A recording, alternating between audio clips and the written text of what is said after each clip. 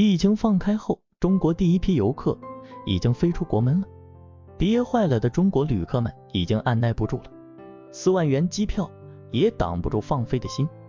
2022年12月26日，前出境游领队西一夜无眠。这天晚上，国家卫健委宣布，自1月8日起，全国对新型冠状病毒感染实施乙类乙管，取消入境后全员核酸检测和集中隔离，优化内地与港澳人员往来。短短几分钟，这则消息刷屏了西的朋友圈，昔日的同行们纷纷转发评论，难掩激动，开始思考我护照放哪里了。还有几页要不要办新的，春天终于来了，3年了，终于可以重新起航，一起看看外面的世界了。尚在困境中坚守着的旅游业者已经晒出了阿联酋、埃及的出境游行程安排，不忘调侃不要低估了旅游人的勤劳。这计划做得比卫健委快多了，兴奋的不只有旅游业者，还有被压抑了近3年的普通旅客。根据携程数据，截至1月7日，中国内地旅客跨境机票预订量同比增长 190%， 签证业务订单量同比更是大增近18倍。同程旅行数据同样显示，1月8日出行的出入境机票订单量同比增长 628%， 创下2020年3月以来的峰值。憋坏了的中国旅客们已经按耐不住推开国门了。下面分享5位出境游的旅客的真实故事，滚烫的生命激情喷薄而出。在这个冬天弥足珍贵。抖音博主海森堡，目的地泰国。12月26日出境游开放，抖音博主海森堡刷到这条消息时并不意外。作为一个旅行博主，这3年他被训练出了一种特殊的嗅觉，对防疫信号的敏锐度。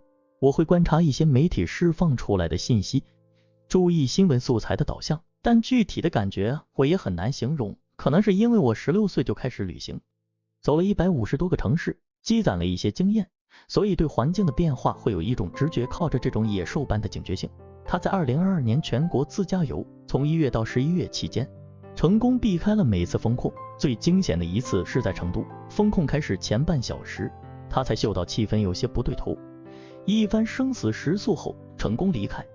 10月，他看到国内开始密集增加国际航班，预感到出境游可能会放开，计划出游事宜。事情也如他所料想的一样，12月23日他从南宁出境，海关工作人员的盘查已经不再严格，整个过程流畅丝滑，只花了3分钟他就成功出境。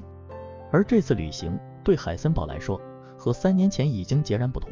疫情前，旅行和冒险是海森堡生命的主旋律，他的生活态度随性率真，钱想花就花，旅行说走就走，过得自由从容。但疫情改变了这一切。我的主业是旅拍摄影师，出境游被限制之后，我就失去了主要收入来源。回国后定居大理，这里以旅游业为主。疫情期间经济受到重创，春秋季节一天大约只有几百个游客，但这里的酒店宾馆就有上千家，旅游从业者有几十万，大家的生活都非常窘迫。当时我每个月有房贷要还，1个月固定开销要上万，经济确实很紧张。最艰难的时候，我卖掉了2台心爱的摩托车，低谷时期，海森堡的父母一直鼓励着他。然而父母越是支持，海森堡越是感觉到自己的责任感。从前当别人未确定性未来内卷时，他一直追求在路上，但现在当别人追求在路上时，他反而意识到自己需要去计划自己的生活，去寻找一个确定性的未来。因为冒险终究会停止，父母有一天也会老去，因此这次出境游他并不是度假，而是为了事业发展。他计划分享泰国之旅，分享旅行相关知识。作为一个专业博主，之所以选择去泰国，是因为这里的节奏相对比较松弛，国内内卷压力大，尤其是疫情这3年，大家都会感觉焦虑压抑，包括自己在内。戴上口罩之后，人和人之间也有了一种隔阂感。但是泰国则相对来说佛系很多，这里 95% 是佛教徒，人们没有存钱的习惯，因此疫情对他们的生活冲击很大，但是他们本身对死亡没有特别强烈的焦虑感，所以更为平和。我这次回到从前旅居的地方，3年没见，楼下保安居然还记得我，他很高兴地和我握手打招呼，跟我说你终于回来了。过去我很难看到这样的笑容，因为出门的时候大家基本上都戴着口罩。当我看到他的表情时，很神奇，那一刻自然而然放松了下来。一个很明显的变化是，海森堡开始在洗澡的时候哼歌。某一天早晨，他在清迈的住所洗澡，不知不觉哼起了曲子。歌声响起来的时候，把他自己都吓了一跳。这是3年来他第一次开口唱歌。在此之前，音乐似乎在他的生活里消失了，但现在一切都在慢慢回来。尽管政策刚刚放开，目前大陆游客的身影还不太多，但是海森堡确信他们会在年后逐渐回归。因为开放国门的政策发布后，已经有不少粉丝通过抖音、小红书向他咨询出境游的问题，计划在春节前后去东南亚游玩。大家出行的热情正在被唤醒。旅行发烧友杨洋，目的地日本。海森堡靠旅游签体验了丝滑入境，但实际上放开前持旅游签证出境，却有被海关工作人员劝返可能。直到11月，小红书上依然有博主在分享经验，介绍如何才能顺利出境不被劝返，其中持商务签证是顺利出境最稳妥的方法之一，因此有不少人选择借商务出差的机会顺便度假。作为旅行发烧友，疫情前杨洋已经走过了27个国家，但疫情的这3年他没能去成任何一个国家。12月22日去日本出差，成为难得的旅行机会，入境十分顺利。我在成田机场降落时，恰好是5架飞机同时落地，有1000多人入境。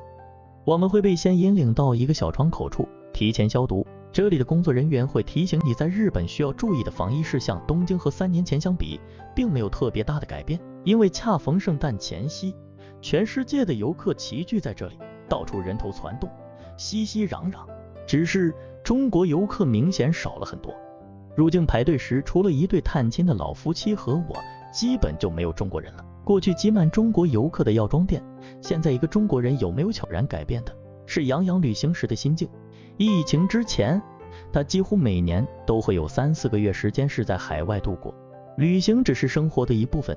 但这次出游，杨洋体会到了一种更为强烈的快乐。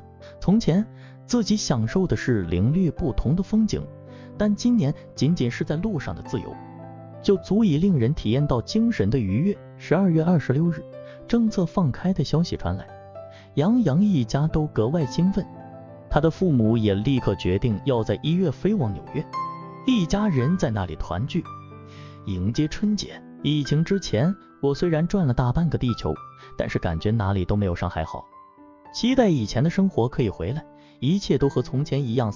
媒体人彭成文，目的地美国。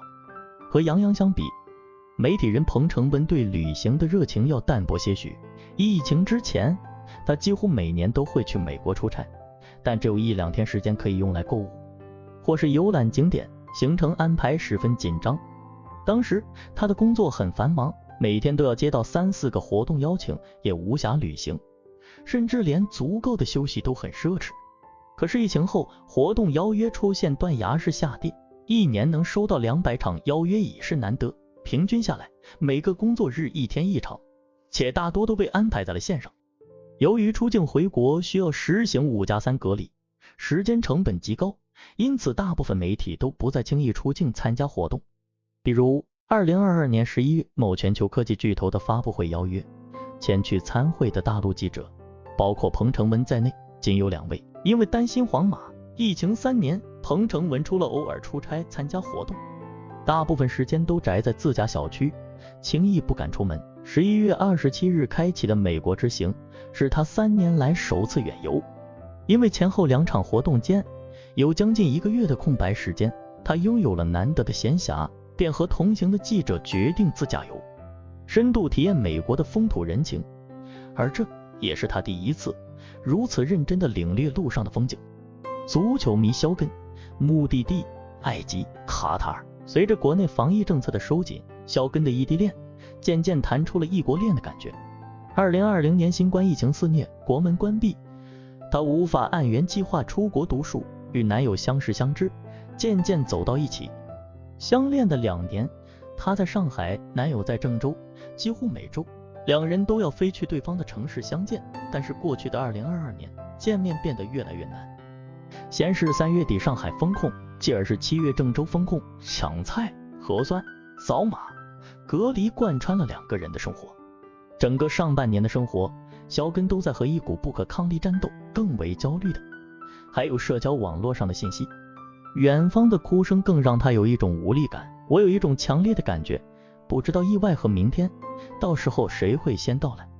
原本我就是一个更重视当下体验的人，所以无论如何我都要冒险出境，去体验没有限制的生活。肖根是足球迷，于是他选择将卡塔尔作为了自己的目的地。11月21日落地埃及，1周后从埃及转到卡塔尔。海关工作人员知道我们是去看球，很顺利的放行了，并没有出现劝返情况。在埃及落地的时候，我还有些恍惚感，看到大家不戴口罩，不太习惯，但也感觉如释重负。大陆游客已经在埃及消失很久，肖根的埃及中文导游接待他们时难免惊讶，因为这3年来他只接待过英国来的中国留学生和台湾观光客，像肖根这样的大陆游客还是第一次。其实旅行过程中，肖根也担心自己会感染中招。不巧的是，抵达卡塔尔当天，他有些低烧，他一时分不清是感冒还是新冠。当时并不担心疫情，更害怕的是无法看球。如果千里迢迢过来却没法实现，就太可惜了。好在这只是虚惊一场，一番休整后，他恢复精神，顺利观看了比赛。当他和男友手挽着手坐在看台上，周围人声鼎沸时，他也被一种盛大的激情所吞没。时隔4年，熟悉的感觉再次回归。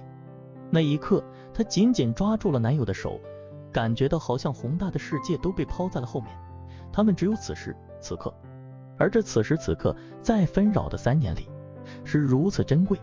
当时手机里还是会弹出新疆疫情的消息，我选择了关机，只想什么都不去想，抓紧享受在这里的生活。埃及的红海蓝得很澄澈，一眼能看见海底的珊瑚。我已经很久没看过这么美的海了。12月初回国，肖根在5+3隔离时，还时不时想念埃及的风光和卡塔尔的球赛。但令他感到惊讶的是，国内的政策也在不知不觉发生了变化。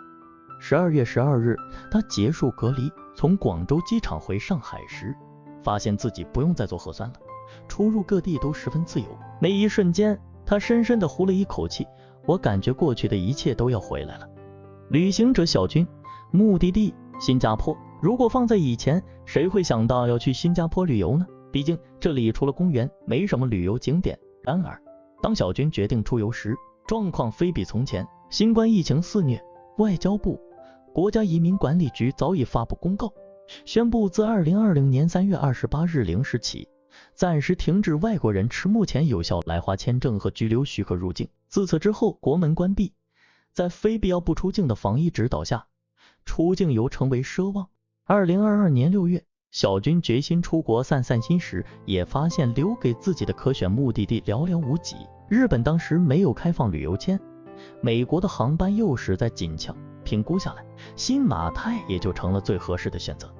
新加坡有很多朋友，我之前也没有来过这里，所以这里也就成了最合适的目的地。新加坡的旅游签证办起来并不复杂，从递交材料到申请通过也只用了3天时间，但等待时内心煎熬，却可以说是度日如年。虽然出入境流程还算清晰，但小军依然分外紧张，生怕海关需要的文件自己没有准备。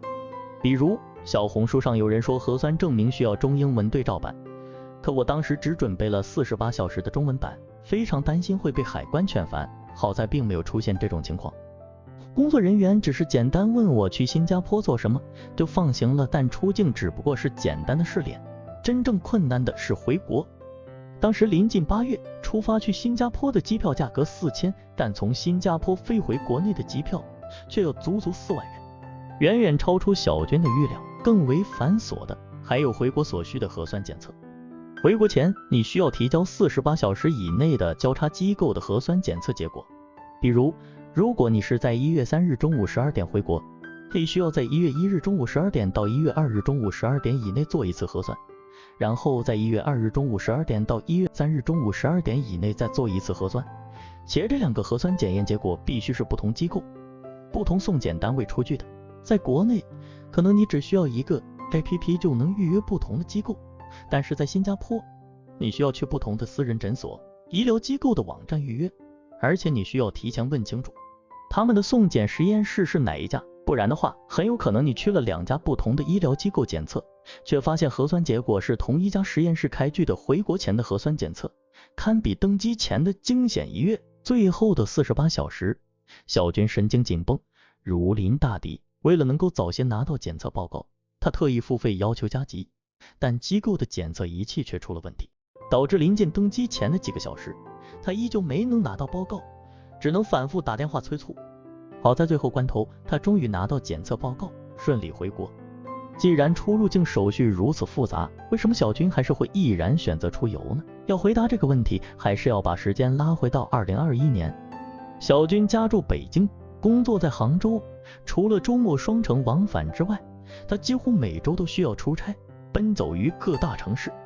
然而真正煎熬的并非差旅，而是面对不确定性的焦虑感。每次出差前，小军都需要提前打电话问清楚当地的防疫政策，订完出差的机票后，还会再订一次火车票作为 Plan B， 以预备突然出现的航班取消。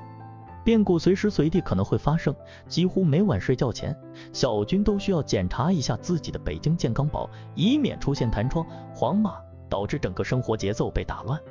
他宛如惊弓之鸟，一点风吹草动就足以惊心，重压之下，他只能辞去工作，休养生息，去一个可以忘记疫情的地方，成为他最强烈的渴望。其实当时新加坡的疫情并不乐观，每日新增感染人数上万，但当地人鲜少恐慌情绪。在新加坡待了3-4周时间，小军每天早上会去逛不同的公园，下午见朋友聊聊天，晚上下厨做顿饭。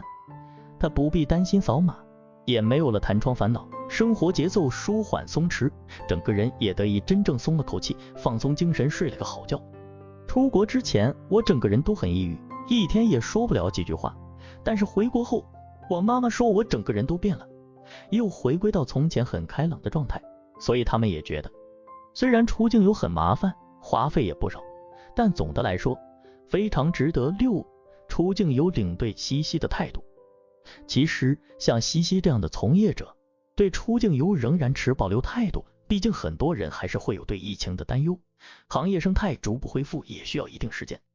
但是对于肖根这样的旅游爱好者来说，1月8日全面开放国门的消息，无异于是生活复苏的嘹亮号角。太高兴了，我在国外的朋友们都激动地发了朋友圈，大家终于可以回国和家人团聚了。随着新冠疫情被更名为新冠感染，一场特殊的战役逐渐走向尾声。度过了至暗时刻，人们迎来了黎明的曙光。在悄然酝酿的复苏背后，人们对于生活的观念也在不知不觉中变化。旅行也不再只是从一个地方到另一个地方的拍照、打卡、留念，更多的是向内的一次求索。至于人生短暂，再多看看这样美的大海吧。肖根回忆起看过的红海，情不自禁地感叹道：你是否对已经出境或准备出境呢？请在留言区留下你的感受。好了，今天的视频就到这里，让我们打开财富之门，享受美好人生。这里是财富记频道，我是钱老板，感谢订阅、点赞、评论、转发，打开小铃铛，我们下期视频再见。